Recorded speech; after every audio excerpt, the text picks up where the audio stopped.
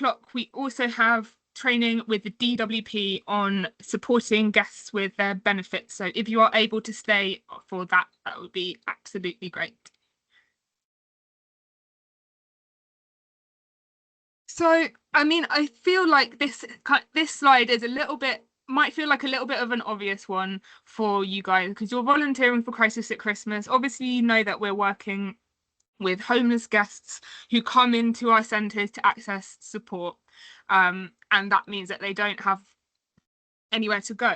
However, I think it's quite useful to have a little look at the iceberg here, because at the top you've got the kind of typical vision of homelessness, which is those who are rough sleeping. They might be in their car, they might be out on the streets, or they might be sleeping on the tube or on trains or on buses. But then underneath the water here, we've got what we'll kind of call hidden homelessness. So that is people who are experiencing homelessness in a way that isn't visible to the public and also to a lot of support networks as well.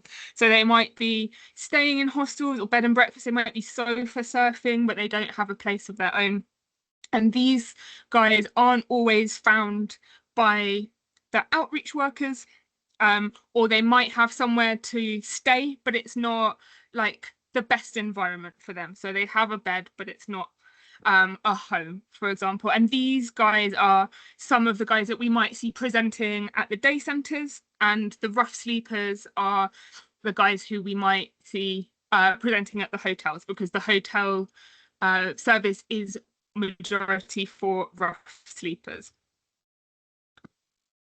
In 2025, it's a little bit of a bleak outlook for rough sleeping in London, and I think it's important to bring this up because really the numbers of people on the streets are rising, and you can see that there's been a 10% rise in rough sleepers even since last year, and it is a service group of rough sleepers who, you know, nearly a quarter of them have come from just being in private rented sector or having had their own home, who are coming to the streets. And there's multiple reasons for why they might end up on the streets, but we do see so much with rising rents in London, and we see the benefits are just falling short of that, and it's really hard for them to pay the rent. There's also lots of gaps in support services for people who are struggling with their mental health or with drug and alcohol use. And then we see another group of rough sleepers who are out on the streets because they don't have leave to remain in the UK. So there is very little that can be done by the government, by the benefit system, to offer them housing. So they really do need our support. And I think it's important to touch on this because really, unfortunately, as I think many of you will know, we have lost our Hyde Park Hotel in Westminster, which we've had for about 5 years now, where we used to have an additional 250 beds. In addition to the ones that we have in the other hotels. I'll touch on that in a minute, which means that the number of bed spaces we're able to offer this year is going to be a bit lower. And particularly in West London areas or West Central areas, most of our hotels are based in East London this year. So I would expect the day centres to see a rise in rough sleepers coming to use the services there as well. So I would encourage you to kind of do your e-module on understanding homelessness if you want to like learn a little bit more about what the environment is out there at the moment. But I just think it's important to be aware that it is it's a situation that does seem to be getting worse, and the numbers are rising. So the support that Crisis are offering and the support that the advice service are offering particularly is just more valuable than it ever has been. I'm going to hand over to Daisy, who's going to talk about what Crisis are doing this year. Hi everyone, it's so nice to see you all here, especially everyone who I interviewed or have been in communication with. You've probably had so many emails from me over the past few weeks about trainings. But yeah, just to follow on from Katie, in terms of what we haven't offered this year, we have 3 hotels and 3 day centres open. The hotels and day centres that we're going to be working in as the advice team are all the coloured ones. So in Paddington, Pimlico, and then in the hotel in Docklands. So this year, but to talk about more about what is going on, is this year in London we're offering free hotels. This includes Docklands, which seats roughly 160 guests, and then new for the year we've got the Women's Led Pathway Hotel, which is sleeping 41 guests. And both of these are both open from the 23rd of December through to the 7th of January. They're open for 2 weeks. And then we also have the Aldgate Corner Hotel, which is our extension hotel, and that's sleeping 176 guests. And this runs for 4 weeks from the 22nd until the 21st of Jan. And yeah, this year we'll only be based in the Docklands Good Hotel. And then alongside our hotels, we're running 3-day centres for 5 days from the 24th of December through to the 28th of December. These are based in Paddington, Pimlico, and Stratford, and we'll only be in Paddington and Pimlico this year. A little bit of animation there. And then this is just a little map showing where everything is. So the reason why Bermondsey is closed this year is, as Katie said earlier, is that we no longer have Hyde Park. So to try and accommodate the clientele within Westminster, we've opened up Paddington as well as Pimlico. And then, yeah, it just shows where our crisis skylight is. And then all the ones in blue are where our hotels are. And then in red is the Canning Town Warehouse, which some describe as the 7th centre, I do suppose. Go on to the next one. So the services on offer between the day centres and the hotels are pretty similar, with a few more trips planned in the hotels. However, in the hotels, there is more of an emphasis on getting guests to engage with a caseworker to help work on their move-on plans. But what is on offer includes hot meals. So in the day centres, there's a hot breakfast and a hot lunch. In the hotels, there are 3 hot meals being served, and at both there will be a Christmas lunch provided on Christmas Day, alongside both access to snacks and drinks, which guests are welcome to take away. There will be a free clothing store on site, and at the day centres, there is access to showers and toiletries. There is also a full healthcare service offered, ranging from health checks to podiatry, physiotherapy, eye care, ear care. There's vaccinations, and I think there is also a dental team. But I think the main thing just to say is I would always check what is going on each day. There'll be a big what's on poster, because the services aren't the same every single day, especially for healthcare, but also activities and wellbeing services. So there is also haircuts, beard trims, nail bars, arts and crafts are on every day, and there will be many activities and live performances and games. And then where the advice team fall in, what is on offer depends on the hotels or the day centres.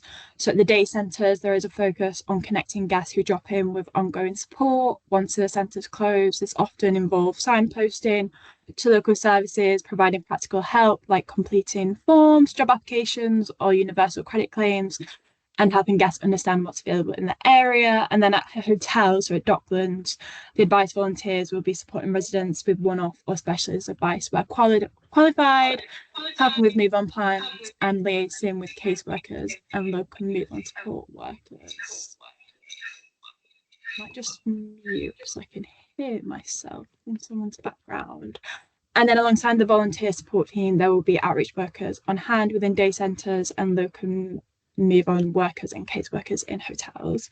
And then we'll also have specialist support services. So this includes drug and alcohol support, and then mental health support from Samaritans, the guest welfare team, mental health advice volunteers, and RAMP, who will be accepting referrals for appointments in hotels.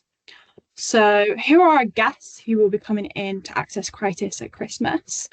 Our day centres are completely open access for anyone aged 18 and over.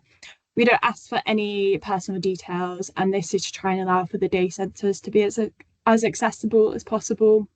Some guests, they might be rough sleeping. However, many guests could also be quite lonely or isolated. They could be staying in temporary, unstable or unsuitable accommodation, such as sofa surfing, staying in hostels, or they could be living in overcrowded spaces, or they could even just be struggling with the time of the year or the cost of living crisis. And yes, some could also want to use the services and the advice on offer, as well as wanting to access the personal connection that the day centres bring. In contrast, our hotels are not open access.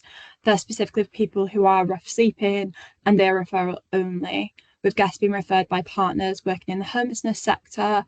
And for Docklands Hotel, we accept guests who are not verified on chain and those who don't have recourse to public funds. All our referrals come from local authority outreach teams, youth homelessness services, specialist women's services, and our own crisis skylight centres. And then all of our hotel guests are assessed by us, by the crisis team, prior to arrival to ensure that they can be safely accommodated and supported. The next one. So, how does the advice services fit in? Our role basically comes after the basics are met. So once guests have eaten, once they've warmed up and settled in, and this is to try and help create the best moment for calm and safer conversations, to help listen and to provide support and advice. So we sit also alongside the wider Crisis at Christmas network. So this is also with healthcare, mental health, wellbeing, drug and alcohol support, and more.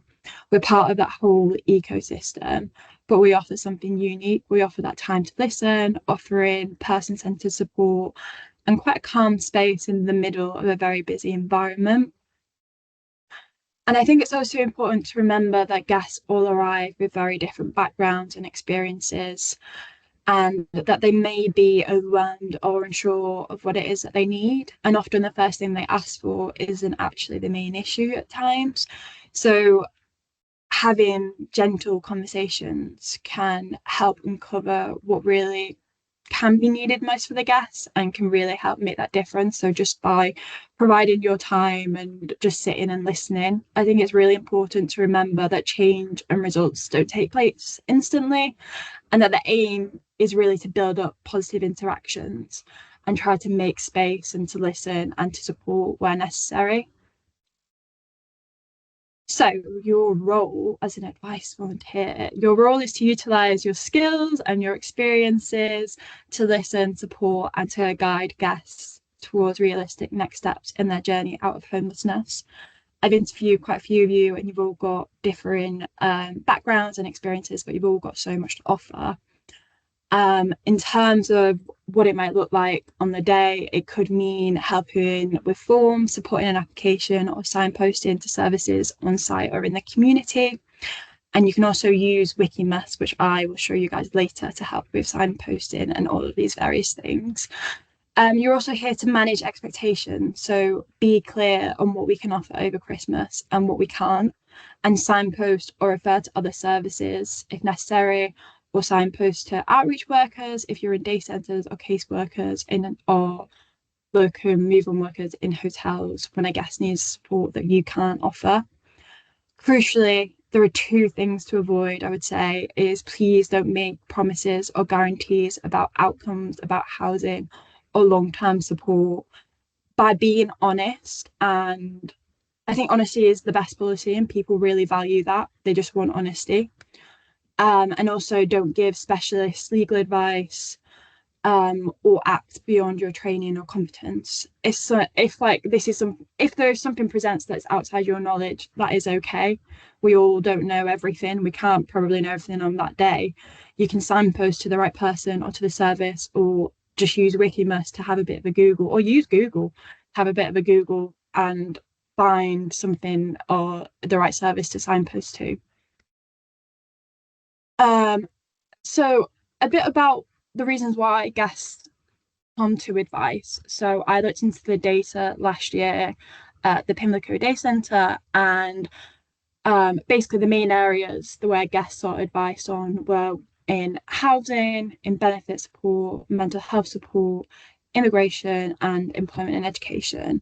Although it is quite important to note that crisis legally cannot provide immigration advice, but guests may still present with related concerns that we can signpost to effectively and appropriately.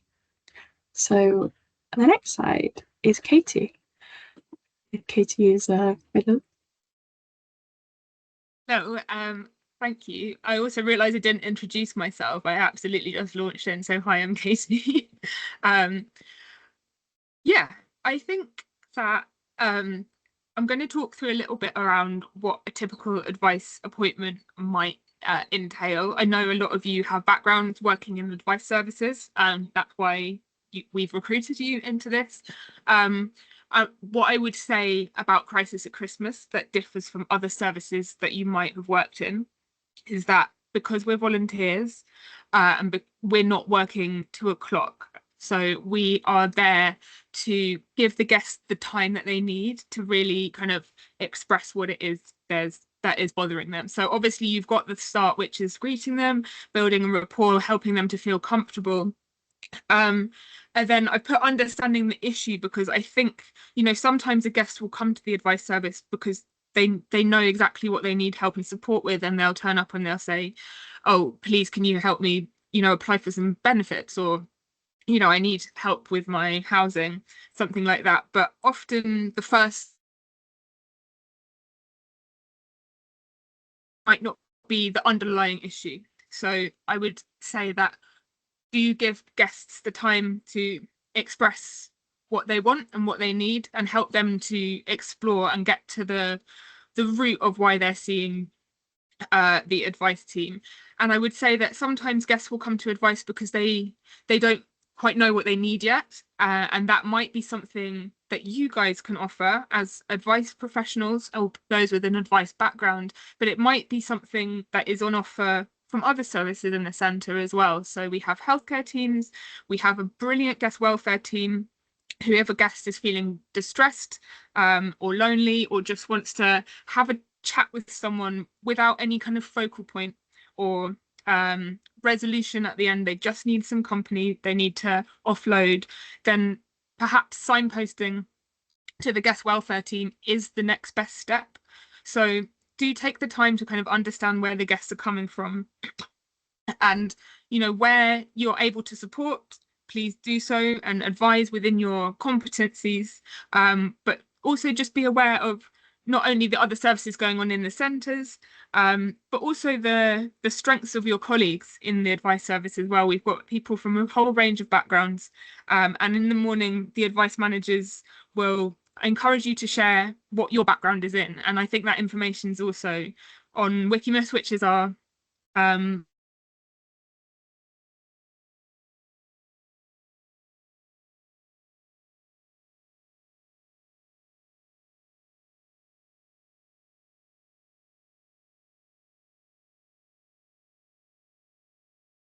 Has Katie paused for anyone else? Yeah, Yeah, for I me can't too. hear her. I can't hear it. Dropped Okay. totally, I think. Give me a second, but she was just referring to Wikimus, which is what I have. There she is. I'm so sorry. It's okay. When Don't did I worry. cut out? You were just talking about Wikimus, which I was about to swoop in, but I feel like, go on, Katie. You can. Are you okay? Yeah. Sorry, guys. I live on a boat, which is basically like a metal box of terrible signal. I thought it was fine, but it's not. But yeah, I think, you have so many options, both on-site and off-site, to signpost guests towards. So if it's a problem that you can't solve, it's likely that there is somebody who can help, whether they're there at the time or they're in a local service and they can support in a more year-round way. And then the final point on this kind of typical advice appointments list is recording the interaction, and this is super important. So this is just about making sure that you are writing up notes of the conversations that you're having with guests. So when you have an appointment, if you are in a day centre, we have what we call an ICF, an initial contact form, which is a paper form that you can fill out the information about the advice given. And if you're in a hotel, you'll have access to CLOG, which is our database. And by recording these interactions, it means that when you go off shift and another advice volunteer comes in the next day, and if that guest returns to see advice, they know what advice they've already been given, and everyone can be consistent and aligned with each other. Particularly in the hotels, The caseworkers will be also looking at CLOG. They'll be looking at your records. The guest welfare team might want to see what advice is being given so that they can support a guest to understand something a little bit better. And at the day centres, because we don't collect a record of guests who are coming in and out of the centre when they arrive, because we think it's a barrier to engagement, it allows your team to kind of manage what has been said to who across the whole week. So do take good notes, and it also allows someone to follow up when the Crisis at Christmas centres close or when you go off shift as well. And we'll talk a little bit more about that. So, I mean, I think when you're speaking with a guest, that the most important thing is to remember that they're just another person. They want to have help. They've come to you for help, but that doesn't mean that you can't just have a conversation with them. Speak to them in the way that you speak to anybody else. So be non-judgmental, and give them choice and control. Just because they are in a difficult situation, it doesn't mean that they don't know what they want or need, even if it's not something that you agree with. If a guest doesn't think that they want an offer of help, then that is their choice to make that decision. So be empathetic, listen to what they have to say, and ask open questions, allow them to talk through, give them a little bit of space. Sometimes it works really well just to not say anything for a little bit, and sometimes you find those stories do come out. You might also find that guests will come to you in quite serious distress. They might be angry, they might be upset, they might be intoxicated. And these are situations that we don't expect you to manage. So if you feel like you are in an uncomfortable position with a guest or they're very upset, don't feel like you need to continue that advice appointment. Advise that they go and speak with a member of the guest welfare team, or they go and cool down. If you're unsure or you don't feel comfortable, you will never be working alone. So do let your advice manager know, or whoever else is in the room with you. And they can support you to de-escalate a situation. But normally when guests have a little bit of time, often a chat with the guest welfare team can be what they need to then be ready to hear what the advice team have to say. And we've got, sorry Daisy, hello.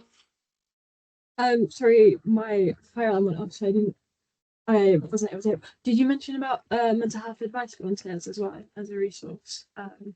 Just in case. No, do you want to go on to that? Yeah, sorry, I thought it'd be nice, just a nice segue in. There is also mental health advice volunteers who will be on site if certain situations do arise where a guest that you're with might be struggling with their mental health. They could be quite difficult, and you might not know what the best recourse or what the best action is. And our mental health advice volunteers are volunteers who have experience as clinical psychologists or mental health nurses. And they last year actually sat in the advice volunteer role, but this year we've moved them to be under guest welfare, just to try and help with better communication and collaboration across the whole service, as they're volunteer facing, which means that they're there to support volunteers and staff. So they might be able to share their expertise. They might help you give context to certain situations, and to empower our volunteers and also our staff to support guests in a psychologically informed way. So they may help you in understanding certain behaviours, how to respond safely and effectively, and also how and where to signpost to appropriate mental health services. Sorry, Katie, to jump in, but I thought that it was a good segue there. No, it's a really good segue. And I think often we do see guests with quite high mental health needs in all of our centres. And so hopefully this role will be able to support both you guys and the guests, particularly those with challenging behaviour. So do get to know your guest welfare coordinators, who can kind of let you know who's on shift that day, who can support from a psychological background as well. We've got lots of resources to help you in an advice appointment. So we've got all goodies like bus tickets and Oyster cards. If guests need to get somewhere, they've got an appointment.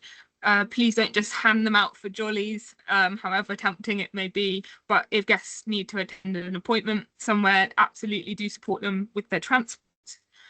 The advice managers will also have access to a taxi account, and we have the centre cars. So if there's guests who need driving somewhere, then there's options for that as well.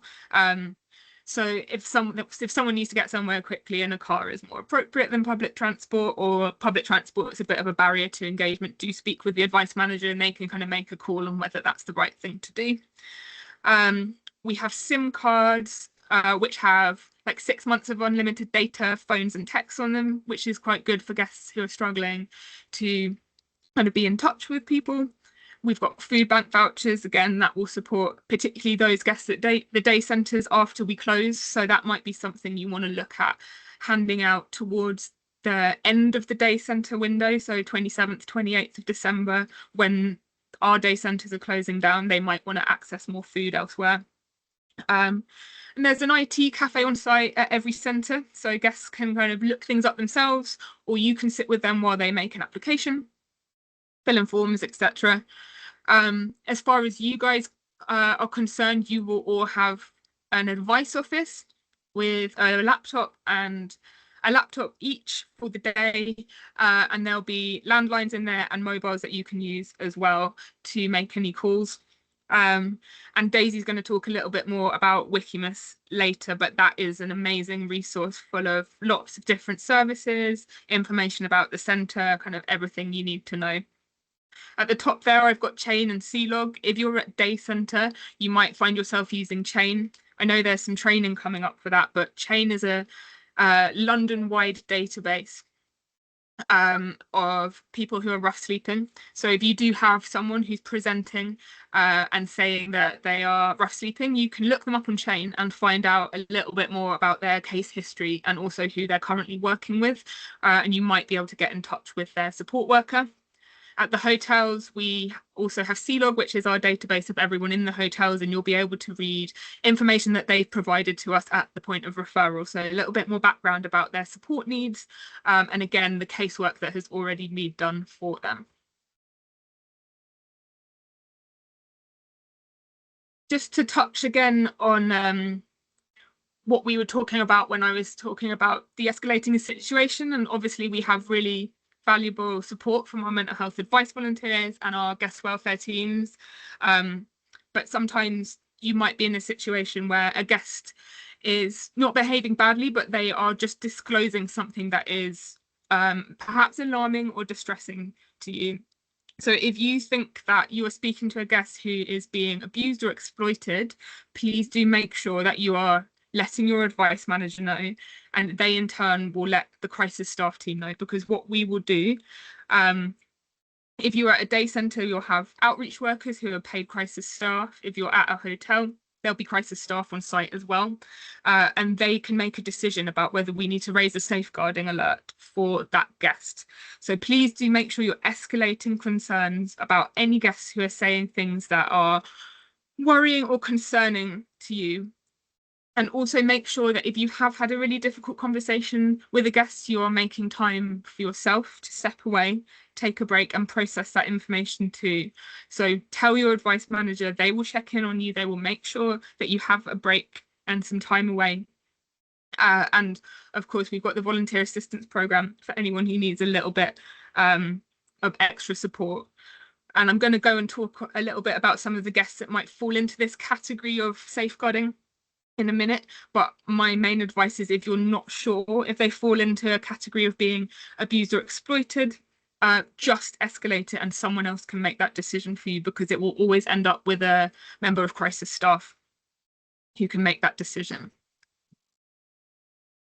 So there are some people in the community who fall into a category of particularly vulnerable, which means that if a safeguarding alert is raised with the council, they do have a duty of care towards these individuals.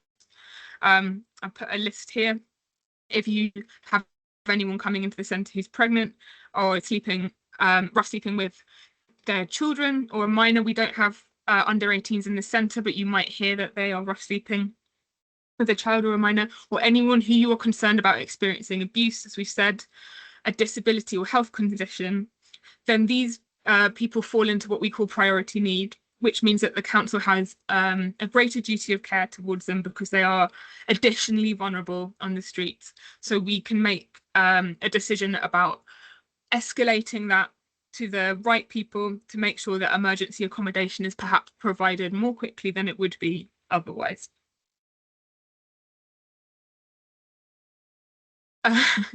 My first bullet point is add in poster, and I didn't add in the poster and I left it on the slide, so sorry about that. But the final bit of that I'm going to talk about is data protection.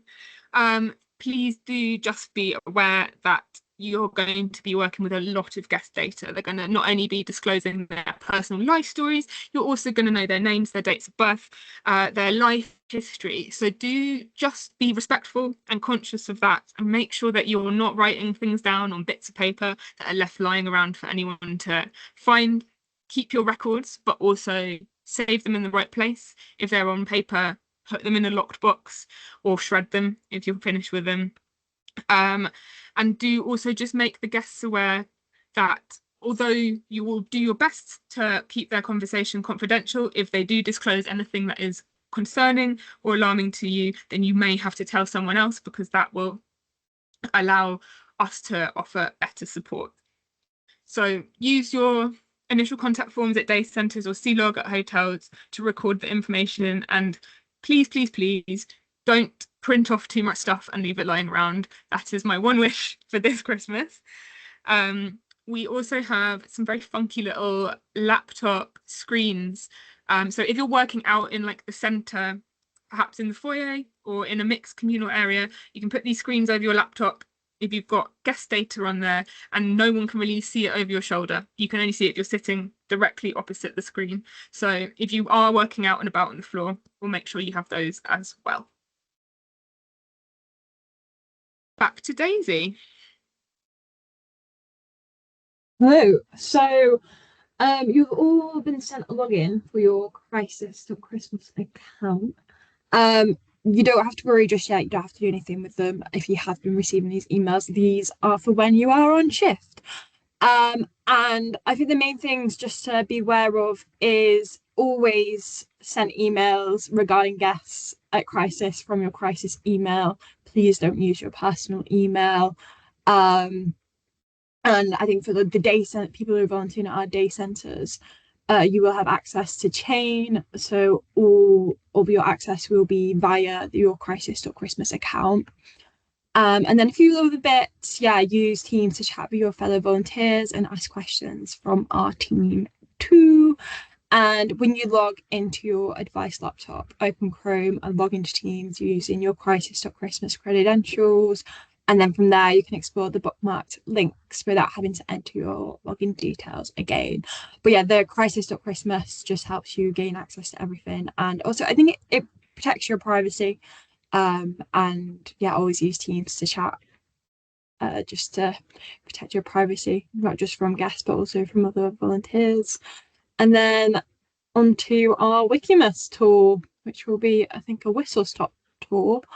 One more thing on sharing on your Crisis emails is, if you are sending emails on behalf of a guest, do just copy in our centre advice inbox as well. So every centre has an advice inbox, which is like docklands.advice@crisis.christmas. We'll make sure you have all that information. If you copy that in, that means when you're off shift and we get a reply, someone at Crisis can pick it up. It might be another volunteer, or if we've closed completely, it'll be me and Daisy. So we can make sure there's some follow-up there as well. Yeah, perfect. I think I'm going to take control.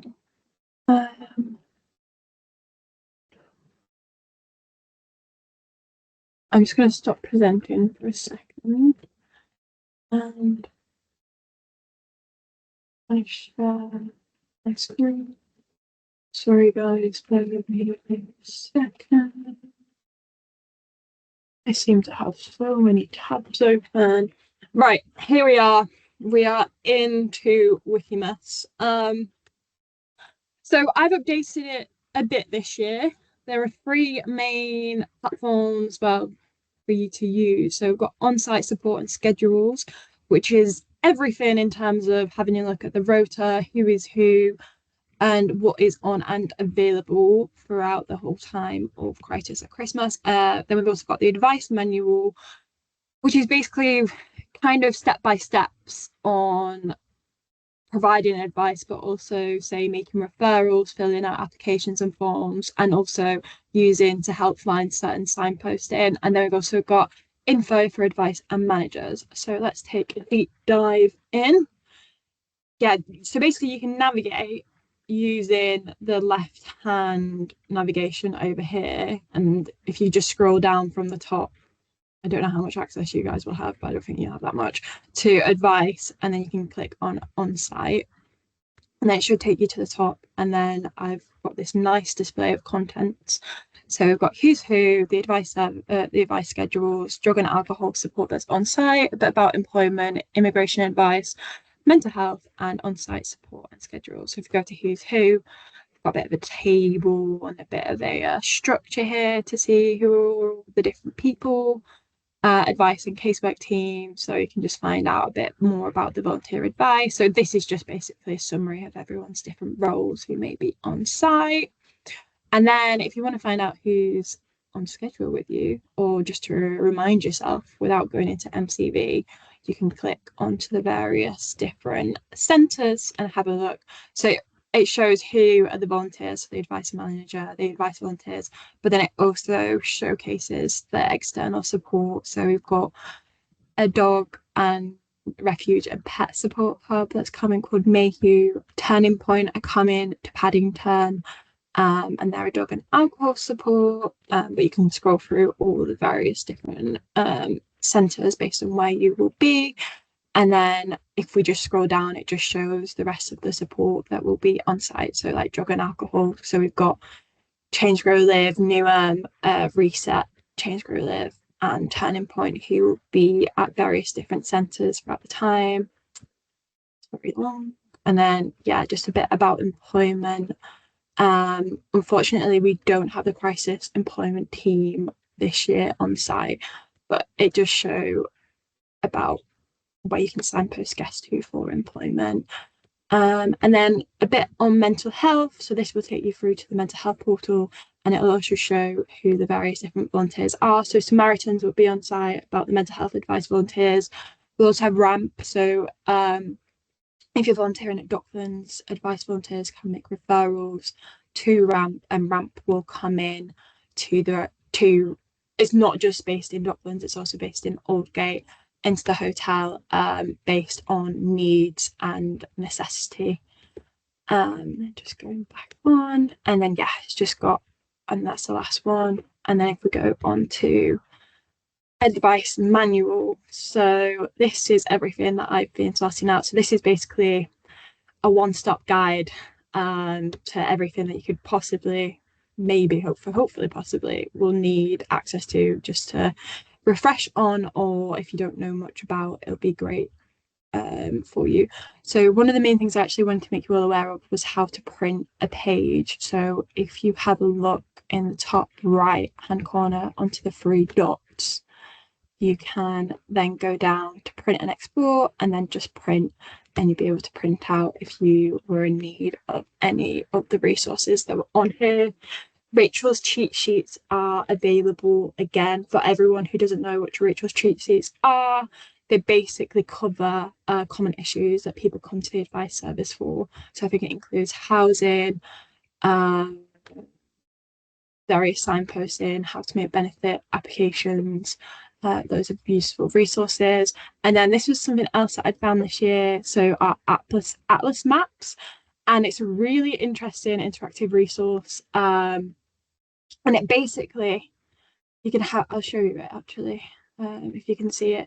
Basically maps all of the different boroughs, and you can click on, say, let's click on Westminster, and it'll show you all the various services that are within there. So really quite interesting, and very useful as well for signposting. And then we've got housing, how to assist people who are seeking immigration advice or assisting non-UK nationals, benefits and financial support, drug and alcohol support, employment resources, food support. So that also includes making food bank referrals and Trust Trust logins, how to access interpreters and translations. So we use the big word, and then about information about year-round day centres and about night shelters.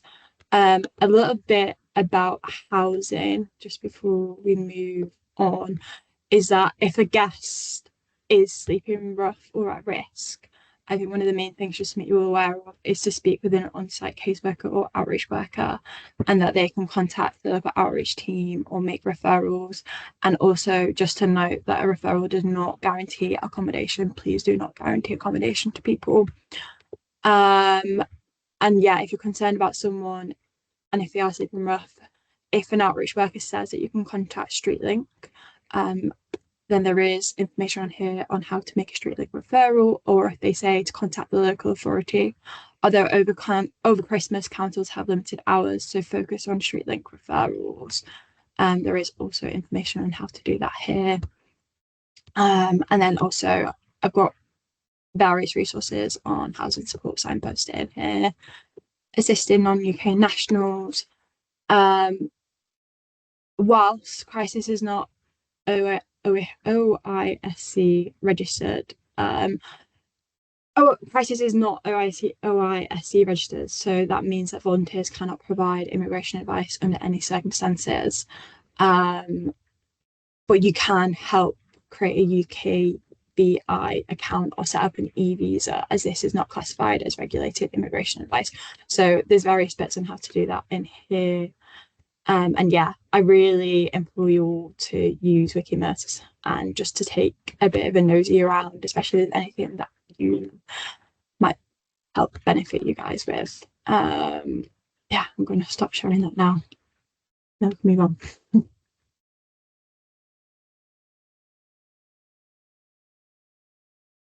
Cool, thanks, Daisy. For the last kind of 10 minutes, we're going to